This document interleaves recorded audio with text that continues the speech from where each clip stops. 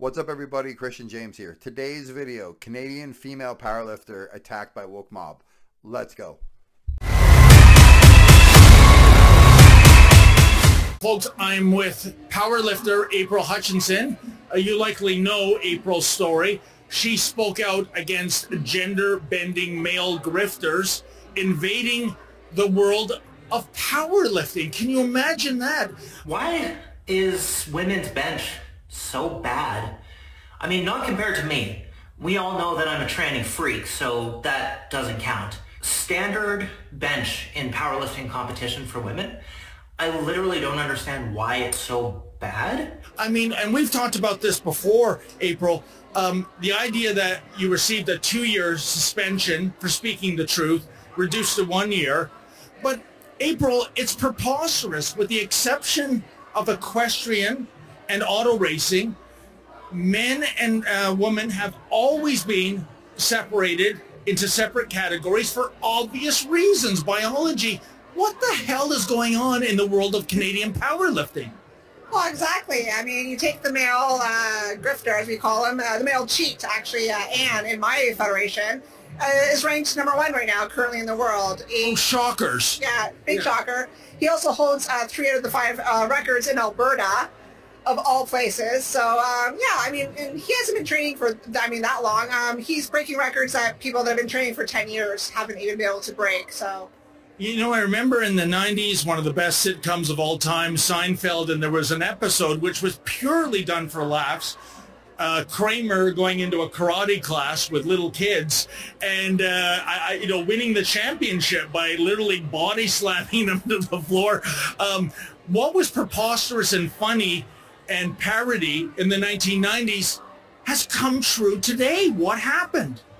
Well, no, exactly. I mean, you have these, what do you call, captured organizations and federations. I mean, in my case, I was dealing with a biased board member, right, where they had either a trans child or a trans member of their family, and basically had their personal agenda and made me an example and basically said, you know, women, if you speak up, you're going to get banned, just like April Hutchinson did. So, April, is there something about Canadian and provincial sports federations that they don't play ball when it comes to the international regulator? I can tell you, going back to 2020, to its credit, World Rugby put a rule in: if you are a man, you cannot play with females.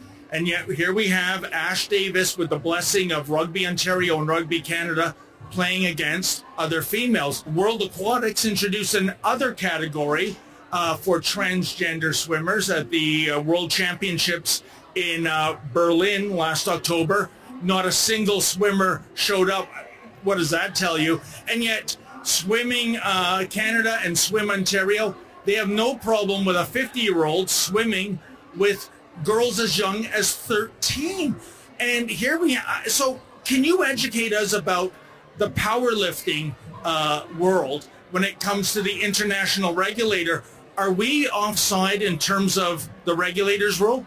Yeah, we are totally offside. I mean, if I didn't speak up about this male powerlifter, the policy would never have changed. So when Anne started basically powerlifting, I went to the international governing body, the International Powerlifting Federation, and told them about this male, and they said, no, this should not be happening. So they actually implemented and told my federation, the Canadian Powerlifting Union, that they have to do testosterone monitoring, and that any trans athlete has to submit psychological records and medical records. And here's the clincher, David. This is where these transgenders are not getting through, because they are not providing these medical records.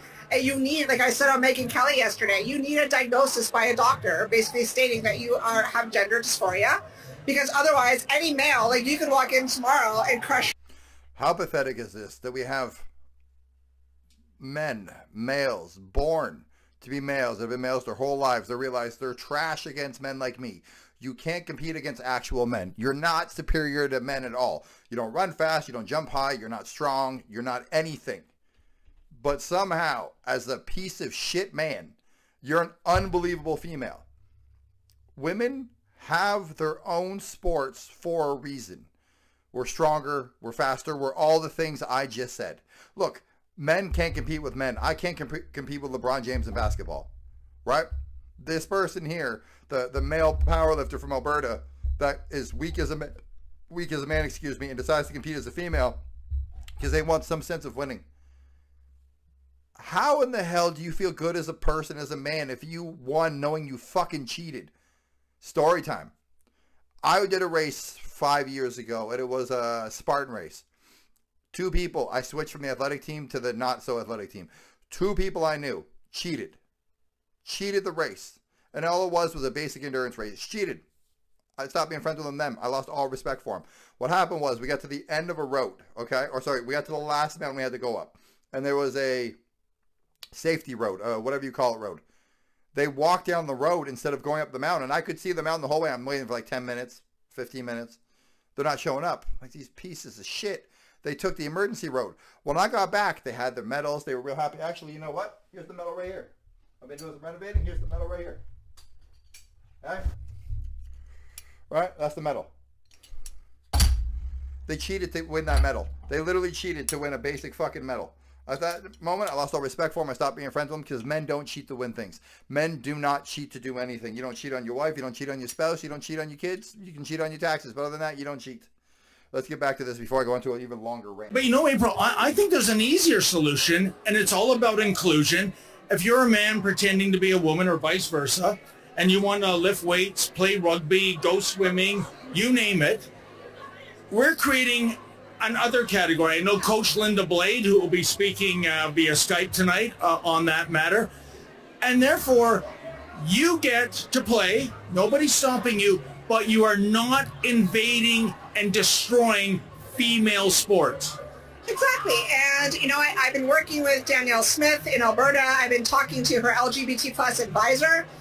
They're actually asking athletes in Alberta and myself for this legislation going forward, what they're going to do to protect female athletes. And this is all that we've ever asked for, was a separate category.